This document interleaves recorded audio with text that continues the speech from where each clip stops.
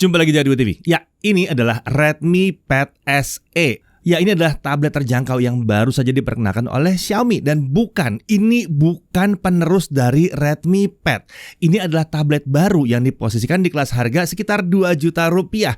Lebih murah dibandingkan Redmi Pad. Nah, walaupun sangat terjangkau, bukan berarti tablet baru ini tidak bisa menawarkan hal yang menarik. Pertama, layarnya 11 inci, resolusi Full HD+, refresh rate 90Hz. Speakernya quad speaker, ada dukungan Dolby Atmos juga di sini ya.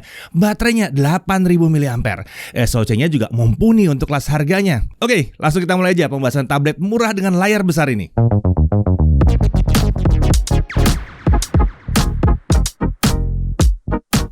Ya, kalau bicara tablet dari Xiaomi ya, mereka tampaknya cukup serius untuk tablet ya. Terbukti dalam 12 bulan terakhir, mereka sudah merilis 3 tablet di kelas harga yang berbeda. Yang pertama di akhir tahun 2022 ada Redmi Pad yang diposisikan di harga 3 jutaan. Sementara beberapa waktu yang lalu mereka meluncurkan tablet baru lagi untuk kelas yang lebih tinggi. Ada Xiaomi Pad 6 atau Xiaomi Pad 6. Ya, jadi saat ini sudah ada 3 tablet dari Xiaomi yang saling mengisi di pasaran Indonesia. Yang paling atas adalah Xiaomi Pad 6. Ini yang performanya tinggi untuk produktivitas ya dan lengkap fiturnya. Lalu ada Redmi Pad. Ya, ini all-rounder yang mumpuni untuk kegiatan sehari-hari, buat hiburan, bahkan buat gaming juga masih oke.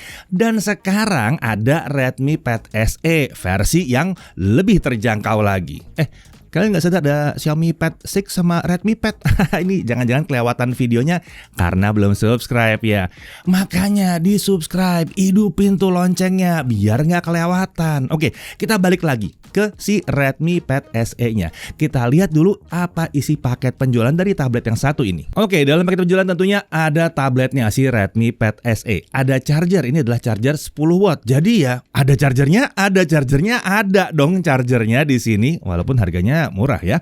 Nah, kemudian ada kabel USB Type-C dan ada paket dokumen. Isinya emang minimalis tapi wajar lah untuk sebuah tablet dengan harga terjangkau seperti ini. Di sini ada juga SIM tray ejector, walaupun sebetulnya nggak tepat dibilang SIM tray ejector karena ini tray lah yang dibuka. Ini untuk buka tempatnya micro SD. Nah, sama seperti kedua kakaknya pendahulunya, tablet ini menggunakan aluminium alloy unibody, jadi bodinya kokoh. Masih ingat harganya? Bodi belakang dan frame-nya terbuat dari metal. Jadi sedikit hati-hati ya kalau menggunakan tablet ini ya. Jangan terbentur lah ya. Kalau terbentur terlalu keras ya bisa penyok atau bengkok ya. Nah, terkait desain, ini pakai desain umum untuk tablet Android. Jadi ini serba flat. Untuk dimensinya tingginya 167,08 mm, lebar 255,53 mm dan ketebalan 7,36 mm. Dan bobotnya di kisaran 478 gram. Memang terbilang nggak berat ya untuk tablet dengan layar yang cukup besar ini. Opsi warnanya ada graphite gray dan ada juga mint green seperti yang kita pakai dalam pengujian kali ini. Oke, sekarang kita lihat apa aja yang di bodi tablet ini. Dan tablet ini kita pegang di posisi horizontal seperti ini. Di sisi kanan ada 2 speaker, lalu ada USB Type-C dan ada audio jack 3,5 mm. Di atas ada tombol volume, mikrofon, dan tray untuk micro SD. Ya, cuma ada micro SD aja ya, karena dia kan Wi-Fi only yang satu ini. Dan untuk micro SD dia support sampai dengan 1 terabyte. Beralih ke kiri, ini ada 2 speaker dan ada tombol power di sini. Di sisi bawah ini kosong ya. Terlihat kalau tablet ini punya quad speaker dengan dukungan untuk Dolby Atmos. Tapi kualitas suaranya gimana? Nah, menurut kami sih ini ada di atas dari apa yang bisa diharapkan untuk harganya ya. Suara yang dihasilkan tuh cukup rapi, detailnya juga oke di sini. Untuk volume emang sih belum bersaing dengan Xiaomi Pad 6 ya, tapi ingat harganya kan lumayan jauh bedanya. Beralih ke sisi depan, ini adalah layar yang 11 inci.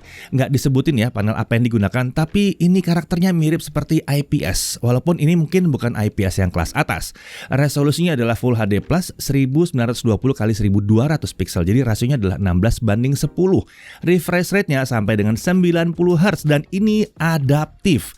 Kalau ada aktivitas di layar, refresh rate akan naik ke 90Hz, tapi setelah beberapa saat tidak ada aktivitas, refresh rate-nya otomatis turun. Tapi lucu, bukan ke 60 Hz, ke 48 Hz. Ternyata bisa nyampe di bawah 60 Hz. Karena penasaran, kami coba muter video 30 fps di YouTube. Ternyata layar tablet ini bisa turun ke 30 Hz. Menarik ya, ini jarang dijumpai untuk tablet-tablet yang terjangkau. Karena kalau dia jalan di 30 Hz berarti harusnya lebih irit. Oh ya, untuk refresh rate 90 Hz ini bisa dirasakan di beberapa app juga ya, tentunya nggak semua tapi yang mendukung.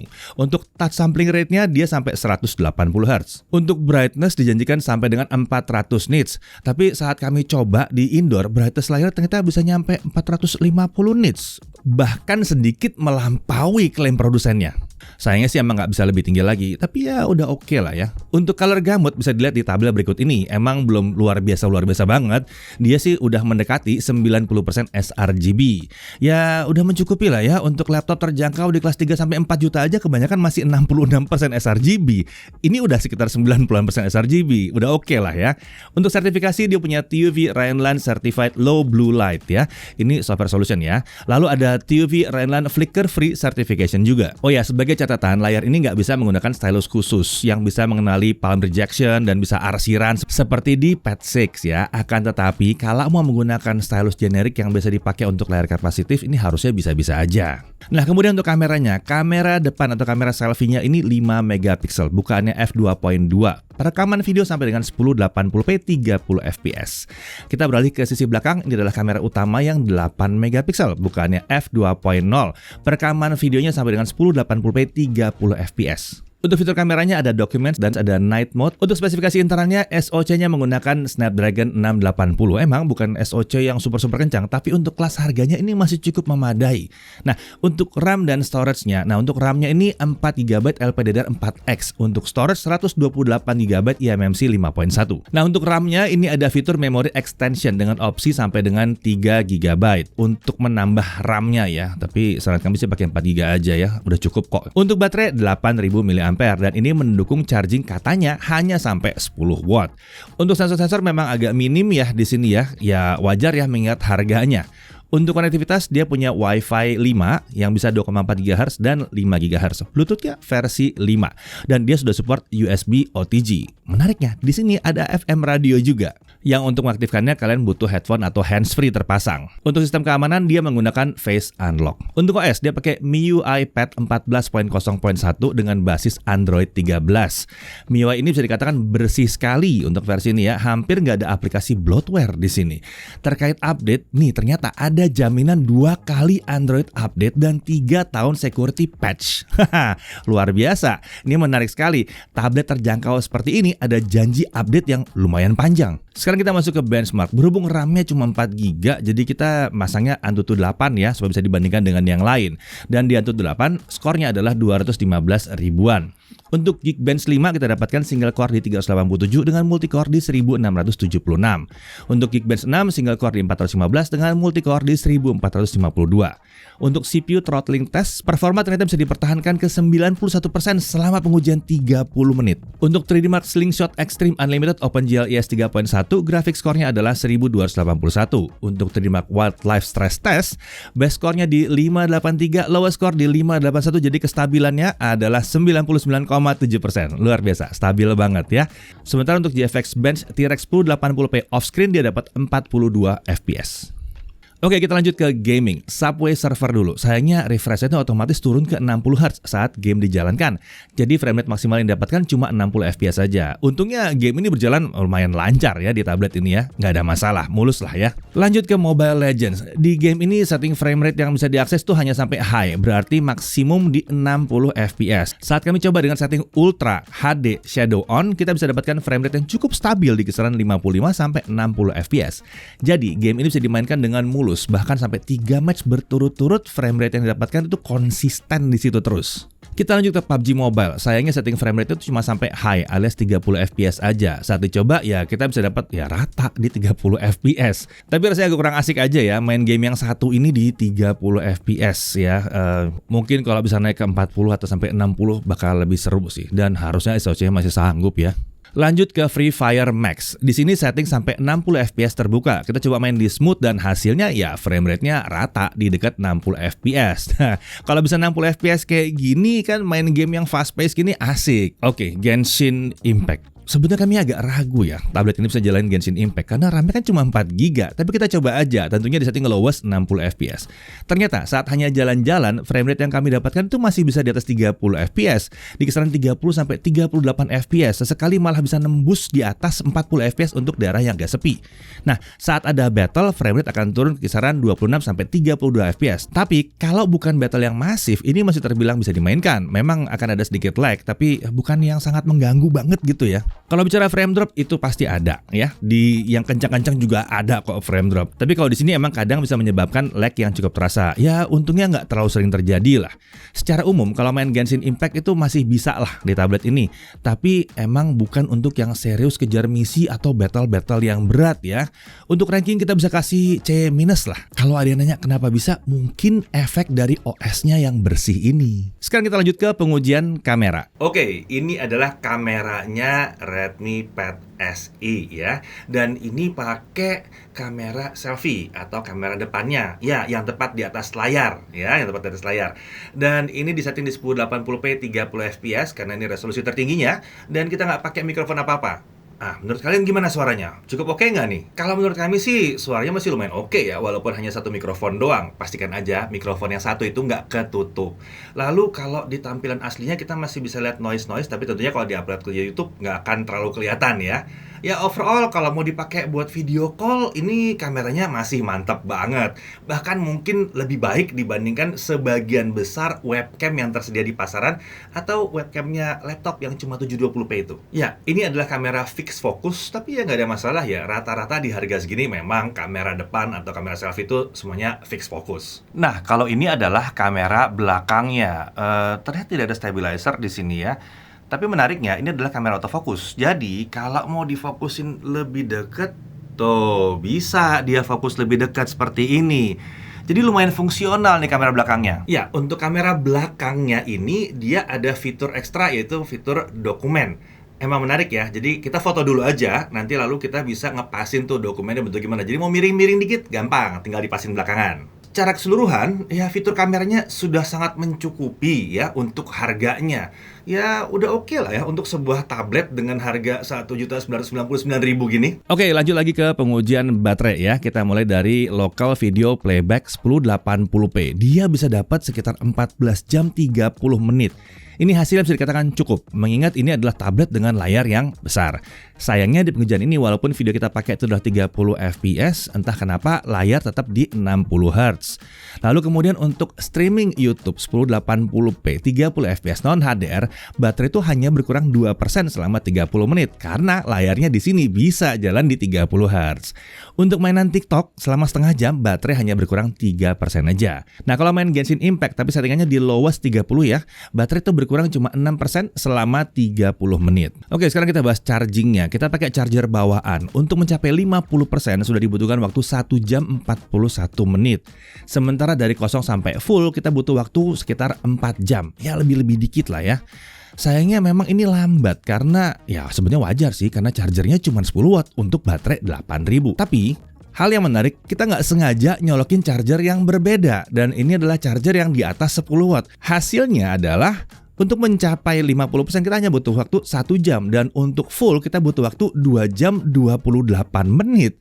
Ya jadi menarik nih, kemungkinan besar tablet ini sebenarnya support charging lebih dari 10 watt. Tapi karena charger dalam box hanya 10 watt, jadi yang tertulis itu dukungan charging hanya 10 watt. Bisa dilihat ya di sini ternyata kalau kita pakai charger lain, ini bisa nyampe 20 watt chargingnya. Jadi kalau mau lebih nyaman, harusnya kalian bisa pakai charger yang di atas 20 watt. Kemungkinan besar emang yang dibutuhkan yang support quick charge ya. Oke, kita lanjut lagi. Untuk Netflix kita dapatkan bahwa dia sudah Widevine L1 dan udah support streaming sampai Full HD, meskipun memang tanpa HDR. Untuk YouTube dia bisa streaming sampai dengan 1080p 60 fps tanpa HDR juga. Untuk haptic feedback ya emang nggak ada di sini. Tablet apalagi yang kelas terjangkau emang biasanya nggak punya haptic feedback ya. Untuk Wi-Fi sharing ternyata bisa, ini lewat menu portable hotspot. Dan kemudian kalau ada yang nanya, layar bisa nerima input sampai berapa jari? Nah, ini bisa sampai 10 jari dan saat kami gerakan ya terbilang relatif lancar di sini. Oke, kemudian tablet ini tidak memiliki display output via USB Type-C, tapi lagi-lagi ini wajar untuk harganya. Kenapa kita bahas? Karena pasti kalian ada yang nanya. Pertanyaan lain yang sering ditanyakan juga, saya heran kenapa ya, pasti ada yang nanya apakah bisa pakai keyboard dan mouse. Rata-rata Android yang baru itu pasti bisa. Mau via kabel, pakai adapter USB maupun pakai Bluetooth, itu bisa. Oke, masuk ke harganya. Nah, tablet ini akan dijual dengan harga Rp1.999.000. Nah, seperti perangkat Redmi yang lain, tablet ini akan dilindungi garansi sampai dengan bukan 12 bulan tapi 15 bulan. Mantap ya. Sekarang kita masuk ke hal yang perlu diperhatikan. Pertama, tablet ini tidak mendukung konektivitas seluler. Tapi pada umumnya kita kan udah pakai smartphone ya yang jelas punya konektivitas seluler. Ya jadi tethering aja lah ke tablet ini. Kemudian storage-nya, ya memang udah 128 GB, tapi ini memang pakai eMMC ya. Jadi jangan berharap yang luar biasa super kencang banget. Ingat harganya. Ya, oke. Lanjut, untuk multitasking dia terasa sedikit kurang. Berpindah-pindah antara aplikasi memang kadang-kadang ada sedikit lag. Kemungkinan besar ini sebab RAM-nya cuma 4 GB. Lalu kita menemukan bahwa auto brightness ini tidak berfungsi dengan baik ya. Sepertinya ini karena virtual light sensor aja yang digunakan. Lalu untuk charging, kalau pakai charger bawaan ya, ini lambat. Tapi kalau pakai charger lain, ternyata kalau lebih kencang ya bisa lebih cepat ngisinya. Kemudian di sini tidak ada vibration motor dan fingerprint scanner. Tapi ya wajar lah untuk sebuah tablet di harga segini sebetulnya ya. Dari sisi kelebihannya, ya dia pakai Snapdragon 680, jadi performanya udah mencukupi untuk kelas harganya. Performanya nih lumayan stabil juga. Layarnya 11 inci, refresh rate 90 Hz, adaptif. Ini bahkan bisa turun sampai 30 Hz. Ini mantap ya. Bahkan kalau kita bandingkan dengan laptop ya, ini bisa 90% sRGB, lebih mantap layarnya.